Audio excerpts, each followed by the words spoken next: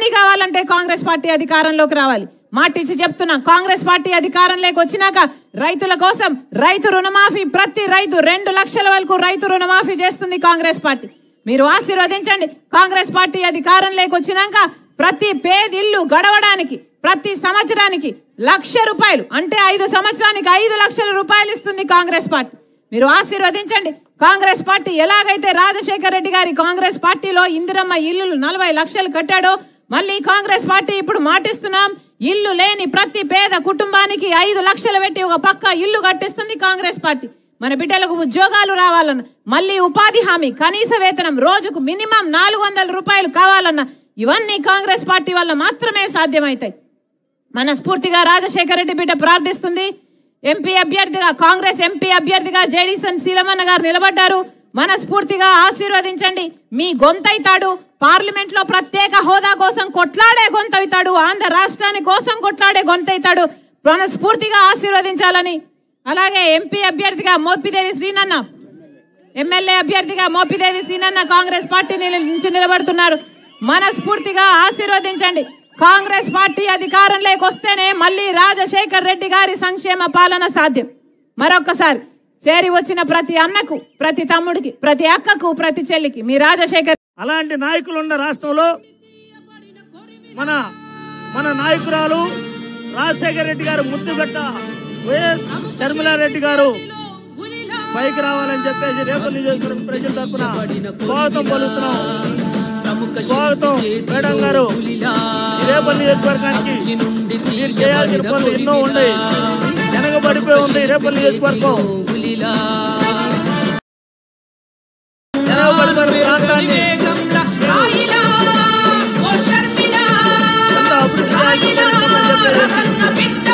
మొట్టమొదటిసారిగా మన సిపిఎం రమాదేవి గారిని మాట్లాడవలసిందిగా.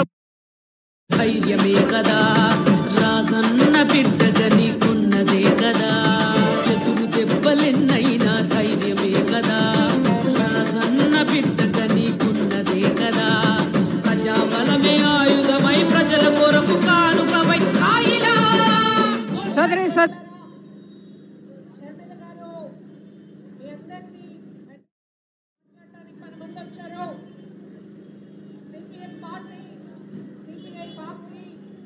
అలాగే కాంగ్రెస్ ఈ పక్షాలన్నీ కలిసి 27 పక్షాలు కలిసి దేశవ్యాప్తంగా ఈరోజు ప్రజలకి ప్రమాదకరమైనటువంటి అబద్ధాల్లో పుట్టి, అబద్ధాల్లో పెరిగి, అబద్ధాల్ని నటిస్తూ ఉన్నటువంటి ఒక ప్రధానమంత్రి దేశంలో ఉన్న ప్రజల్ని నాశనం చేయడానికి కంకణం కట్టుకున్నటువంటి ఒక ప్రధానమంత్రి, ఒక పార్టీ ఉన్నటువంటి నేపథ్యంలో కాంగ్రెస్ ఈ పక్షాలన్నింటికీ నాయకత్వం వహిస్తూ ఇండియా కూటమిగా ఏర్పడింది. ఈ రాష్ట్రంలో కూడా ఉభయ పక్షాలు మీ అందరికీ తెలిసి మిత్రులారా, గత 5 సంవత్సరాల పాలన జగన్ పాలన చూశారు, అంతకుముందు బాబు పాలన చూశారు.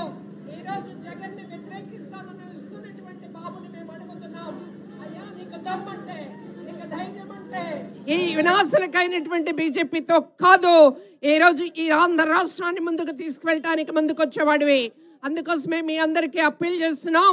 ఈ రోజు కాంగ్రెస్ పక్షాన, కమ్యూనిస్టుల పక్షాన నిలబడినటువంటి అభ్యర్థులకి మన ఓటు వేయడం ద్వారా ఒక సంకీర్ణ ప్రభుత్వం మెజారిటీ వస్తే దేవుడికి దండం పెట్టడం తప్ప మన రాష్ట్ర ప్రతిపత్తిని మనం అడగలేమని చెప్పారే జగన్మోహన్ రెడ్డి. ఈ రోజు కేంద్రంలో, రాష్ట్రంలో కూడా అలాంటిది రావాలి అంటే బలమైనటువంటి అభ్యర్థులు ఉన్న చోట పార్లమెంట్ అభ్యర్థులకి మనం కాంగ్రెస్ గుర్తు మీద ఇక్కడ ఓటు వేయాలని చెప్పేసి మీ అందరికీ విజ్ఞప్తి చేస్తూ, విఘ్నత కలిగినటువంటి కమ్యూనిస్టు వారసత్వం కలిగినటువంటి రేపల్లె గడ్డ మీద ఒక చరిత్ర సృష్టించాలని 3వ ఫ్రంట్ గా ముందుకొచ్చిన వాళ్ళని గెలిపించాలని చెప్పేసి విజ్ఞప్తి చేస్తున్నాం.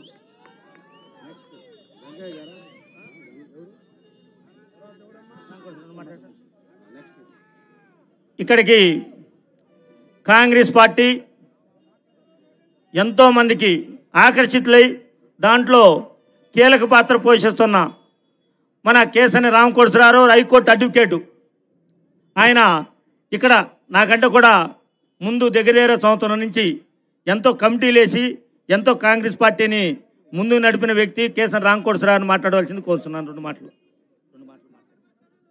సభాధ్యక్షులు సోదరుడు మోపిదేవి శ్రీని గారు, అదేవిధంగా రాష్ట్ర అధ్యక్షులైనటువంటి మన మేడం షర్మిలారెడ్డి గారు, అదేవిధంగా ఎంపీ అభ్యర్థి అయినటువంటి జేడీ శీలం గారు, పెద్దలైనటువంటి జేడీ శీలం గారు, డిసిసి ప్రెసిడెంట్ అంజుబాబు గారు, అదేవిధంగా సిపిఎం నాయకురాలైనటువంటి రమాదేవి గారు, ఇక్కడ వచ్చినటువంటి ఇండియా కూటమి సభ్యులందరికీ, అక్కలకి, చెల్లెలకి అందరికీ నా నమస్సుమాంజులు. కాంగ్రెస్ పార్టీ తరఫున అన్నా మన రాజధాని ఏదన్నా మీరు ఎవరైనా చెప్పగలుగుతారా? మన రాజధాని ఏది? మనకి రాజధాని రాకుండా చేసింది కారణం ఎవరు? చంద్రబాబు నాయుడు, జగన్మోహన్ రెడ్డి అన్న మీ రాజధాని రాకుండా చేసింది. రేపు భవిష్యత్తులో అన్న మోడీ కానీ, చంద్రబాబు నాయుడు కానీ, జగన్ కానీ ఎవరు గెలిచినా కూడా దేశంలో ఈ రాజ్యాంగం ఉండదు, అంబేద్కర్ రాసిన రాజ్యాంగం ఉండదు, బీసీ ఎస్సీ ఎస్టీలకి రిజర్వేషన్స్ కూడా ఉండవని సభాముఖంగా చెబుతున్నాను. ఎందుకంటే పోలవరం కట్టారన్నా, పోలవరం కట్టలేదు.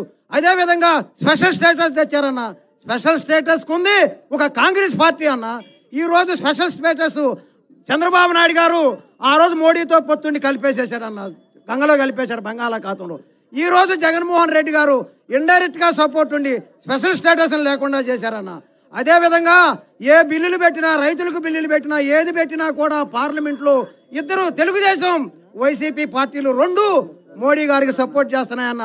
మీరు ఇండైరెక్ట్ గా ఎవరికి ఓటేసినా, చంద్రబాబు నాయుడుకి వేసినా, జగన్మోహన్ రెడ్డి గారికి వేసినా మీరు మోడీకి వేసినట్టేనన్నా.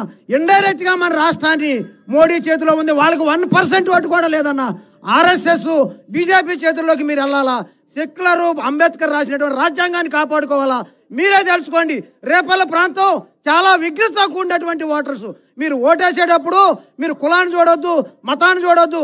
మీరు చూడాల్సింది ఏంటంటే భారతదేశ రాజ్యాంగం కావాలా, ఆంధ్రప్రదేశ్కి ఏం కావాలో చూడాలని చెప్పేసి మన అభ్యర్థులు ఇద్దరికి, మోపిదేవి శ్రీని గారికి, అదేవిధంగా పెద్దలు మాజీ కేంద్ర మంత్రులు జేడీ శీలం గారికి ఓటేసి గెలిపించాలని నేను ప్రార్థిస్తున్నా. ఇవేనా మా నమస్సుమాంజులు. జై కాంగ్రెస్, జై షర్మిలారెడ్డి, జై రాజీవ్ గాంధీ, రాహుల్ గాంధీజీ.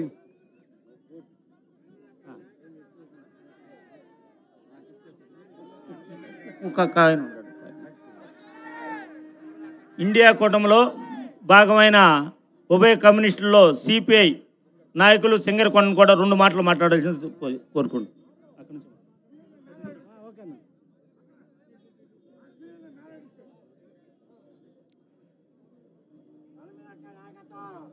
సోదరులారా, ఈరోజు రేపల్లె ప్రాంతంలోకి ఆంధ్ర రాష్ట్ర ఉమ్మడి రాష్ట్రానికి ముఖ్యమంత్రిగా పనిచేసినటువంటి అందరికీ